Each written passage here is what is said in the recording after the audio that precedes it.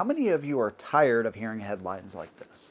In New York, we are taking bold, strong action. We're tightening the red flag laws to keep guns away from dangerous people. Serious stuff. This is a business. Yeah, I understand it sells self-defense, but also is, selling weapons of war. We're so used to being blamed and taxed and regulated and over-regulated that it becomes hard to kind of see some of the positive things that some governors and politicians are trying to do to restore constitutional rights. But that's exactly what Ron DeSantis is doing down in Florida, but he's taken this a step further. Almost a way of saying, hey, we're even bigger and better than Texas when it comes to gun rights. He's almost trying to restore some of the damage that was done after Parkland, and he's slowly and quietly doing that. And what we're going to talk about today is nice on the surface, but it has more of an important underlying meaning that I want to talk about as well. Now, of course, whatever your opinion is, I want to hear that down below. Do you think Florida is becoming a better state for gun owners than places like Texas? Let me know what you think. Let's go ahead and jump right in.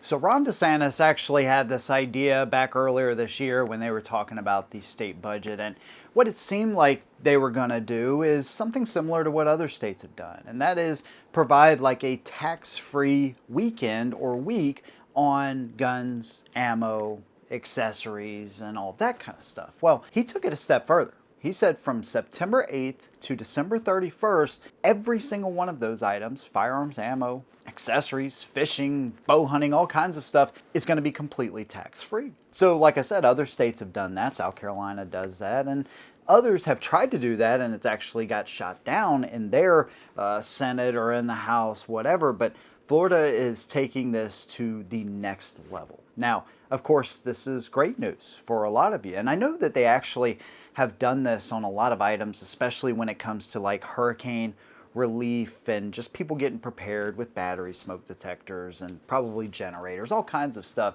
But this specifically promotes the Second Amendment in a huge way, maybe even more so than what you think. I mean, look at these other states, right? You have California with their handgun roster and their crazy requirements on AR platforms with bullet buttons, and just the list goes on and on, right? Colorado, I mean, they were super close to becoming the first state to basically ban every type of semi-automatic, so basically every gun made today, completely from their state. Illinois, right? You have to have a firearm owner identification card in order to buy a handgun. New Jersey does the same thing, of course, and I think those cards expire after 3 months or something like that. You got to get one for each gun that you have in some of these states. Illinois has a thing where they tax you $25 per firearm, 5 cents per round. If you're not a shooter and you think about it, you're like, oh, 5 cents, that's not much. You could go to the range and shoot 500, 600 rounds, 1,000 rounds sometimes, depending on what you're doing, and not think twice. Some of these training classes, you have to bring 1,000 rounds with you. New York passed back in 2023, where you have to have a background check in order to buy ammunition. Hawaii, you have to go to the police station to register every single firearm that you have. You know, mandatory classes and identification cards, and basically the idea in a lot of these states is discourage gun ownership. Make it as hard as humanly possible in order to do that, and make it really expensive so the poors in our state can't exercise those rights either, because we can't trust them with firearms, just like we can't trust the guys with money. So if you have money, great, you're just going to wait a long time. If you don't have money, well, sorry about you. You don't get to exercise those rights in our state. So when you look at it from that perspective, this is a huge deal. I mean, this could save millions of dollars for people that want to exercise their rights, buy guns, all this kind of stuff, all the way through the end of the year, the holiday season. Like, this is a pretty big deal, and it's going to save a lot of people a ton of money. And it's not just the money, though. It's the way they treat gun owners, right? So in other states, they're saying that we don't trust you to have guns. We don't want you to have a lot of guns, much less even just one gun, right? We don't want you to have the ammunition that goes along with that. Florida is saying, hey, come here. We do trust you. We want you to have guns, because essentially the more guns we have, the safer this place is going to be. The more people, the more good people with guns, the better.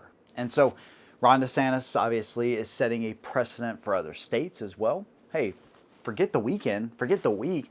Do an entire 2A tax-free gun month or multiple months, or heck, do the whole year. Because believe it or not, right, it's normal, right, to have all these guns and all this kind of stuff. And to me, that's just a part of American life. It's what makes us so special, and it's what's kept us free for so long. But a lot of people don't think that. They would look at this wall right here behind me, or some of the walls or safes that you guys have, and they would absolutely freak out. They would have an aneurysm if they saw the amount of guns and ammo that some of you have. So there's still kind of this stigma around gun ownership that you are a danger because you own firearms. Why do you need that many firearms? Why do you need that type of firearm? So what Florida is doing is helping to remove part of that stigma. Now, it's really easy to do it in a state like this. I'd love to see it in every single state, right? But this would be huge in like a New York or a California or Illinois if they were able to turn the tide and get some of their wacky politicians out of office. You know, this would be an even bigger deal than what it already is. But I love the idea that Florida is, and Ron DeSantis is going the extra step to remove a lot of those regulations that they put in place, because for a long time it looked like Florida was going to become the new Illinois or California. After Parkland, some of those spineless politicians started to rear their heads, and they gave in very quickly. Part of the issue that we had with Pam Bondi, of course, right? We didn't know which way she was going to go when it comes to the 2A.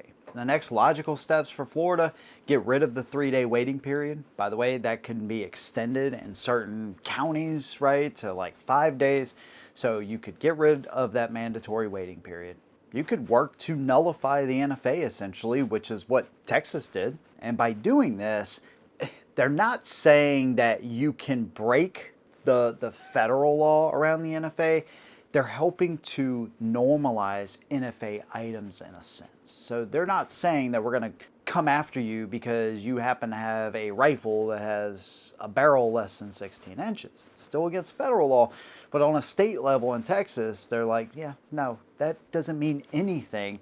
We're not going to recognize that. So there's ways to normalize gun ownership, remove restrictions. And while it may not seem like it's a big deal at first, there's a bigger underlying message to a lot of this. And that's kind of what I take from this. And I think it's a fantastic move. It's a great way to pay forward for other states to get involved and start normalizing gun ownership and push back on a lot of these blue states that are doing everything they can to restrict legal firearm ownership. There you go. There's my opinion. I'd love to hear yours. Let me know what you think down below. If you like what I do, consider subscribing. See you in the next one. And as always, hold them down.